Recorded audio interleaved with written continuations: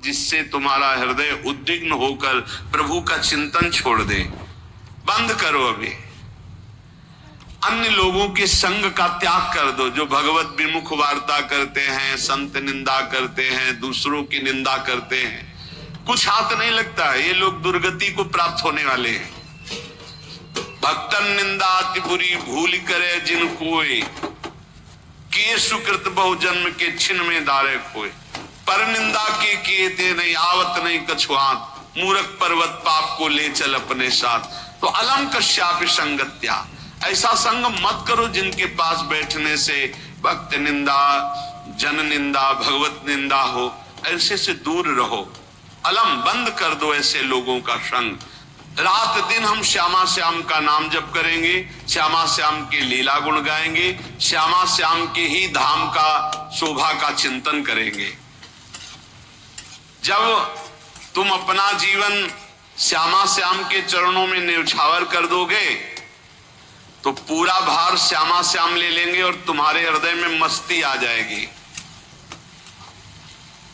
जो ऐसा निश्चयी होता है, दृढ़ निश्चयी, उसके अंदर दृढ़ विश्वास, तो उसके हर समय भगवान की स्फूर्ति होती रहती है। भारी प्रतिकूलता में भी भगवान का सानिध्य अनुभव होता है। वो अनुकूलता में तो भगवान के दुलार को देखता है, लेकिन प्रतिकूलता में भगवान की विशेष कृपा को देखता है। ये संयोग, ये वियोग,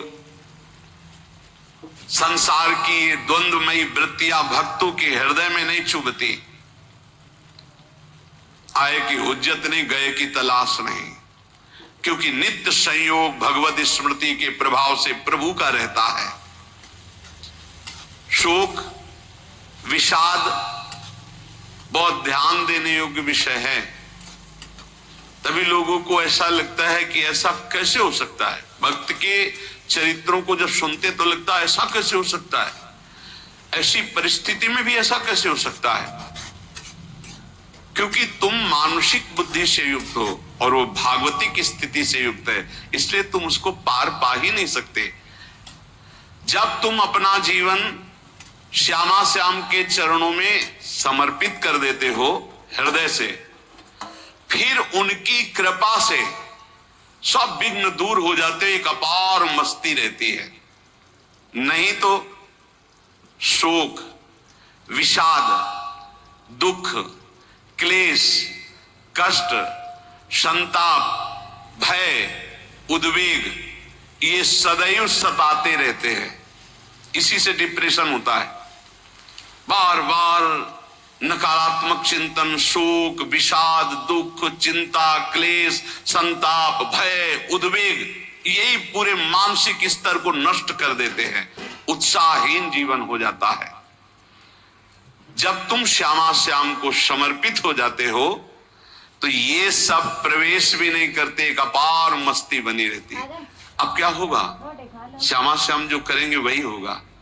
श्यामा श्याम पता नहीं कैसा करे, नहीं, वो सदैव मंगल भवन है, वो जो करते महामंगल होता है।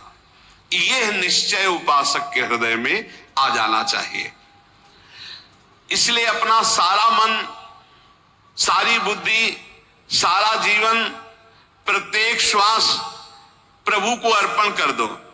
फिर देखो तुम निहाल हो जाओगे। दुख, शोक, विषाद, क्लेश, कष्ट, संताप, भय, उद्वेग, ये उसी को व्यापते हैं जिसने अपने जीवन को प्रभु के चरणों में अर्पित नहीं किया। इसलिए तुम अपना सारा मन, सारी बुद्धि, सारा जीवन, प्रत्येक श्वास केवल प्रभु को अर्पित कर दो। फिर देख लेना श्वास कैसे अर्पित की जाती, राधा राधा राधा। बुद्धि कैसे अर्पित की जाती है, एकमात्र निश्चय कि भगवत सुख ही सुख है। ये जागतिक सुख सुख नहीं, ये दुख है, ये ऐसा दलदल है जिससे आप तक कोई नहीं निकल पाया। सारा मन, हम मन से केवल प्रभु का मनन करें। बार बार मन को संसार से हटा के नाम में, रूप में, लीला में, धाम में लगाएं।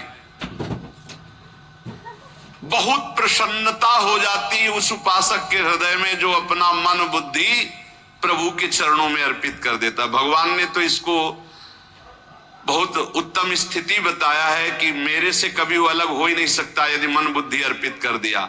मयि एव मन आधत्स्व मयि बुद्धिम निवेश है तो निवश्य मयि एव अत ऊर्ध्वम न संशया। बिल्कुल संशय नहीं, वो मेरे में ही निवास करेगा जिसने मन और बुद्धि अपनी मेरे में अर्पित कर दी। बहुत प्रसन्नता रहेगी उस उपासक के जीवन में जो अपने आप को मन बुद्धि सहित प्रभु के चरणों में समर्पित कर दिया है। भगवान का आश्रय लेने वाले की पहचान है हर परिस्थिति में प्रसन्न रहना। देखो आप भगवद आश्रित हो कि नहीं, देखो अनुकूल परिस्थिति में तो सब प्रसन्न रहना, लेकिन प्रतिकूल परिस्थिति में प्रसन्न रहना ये भगवान के भक्तों का लक्षण है।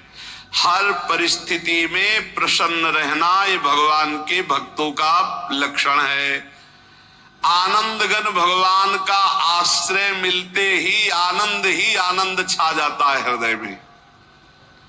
उनके पास आनंद का अभाव होता ही नहीं है।